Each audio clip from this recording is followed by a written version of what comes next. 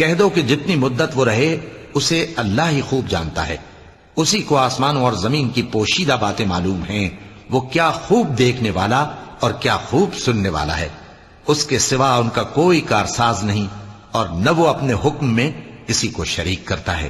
اور اپنے پروردگار کی کتاب کو جو تمہارے پاس بھیجی جاتی ہے پڑھتے رہا کرو، اس کی باتوں کو کوئی بدلنے والا نہیں، اور اس کے سوا تم کہیں پناہ بھی نہیں پاؤ گے۔ اور جو لوگ صبح و شام اپنے پروردگار کو پکارتے اور اس کی خوشنودی کے طالب ہیں، ان کے ساتھ صبر کرتے رہو، اور تمہاری نگاہیں ان میں سے گزر کر اور طرف نہ دوڑیں کہ تم دنیاوی زندگی کی رونقوں کے خواستگار ہو جاؤ۔ اور جس شخص کے دل کو ہم نے اپنی یاد سے غافل کر دیا ہے اور وہ اپنی خواہش کی پیروی کرتا ہے اور اس کا کام حد سے بڑھ گیا ہے، اس کا کہا نہ ماننا۔ اور کہہ دو کہ لوگو یہ قرآن تمہارے پروردگار کی طرف سے برحق ہے، تو جو چاہے ایمان لائے اور جو چاہے کافر رہے۔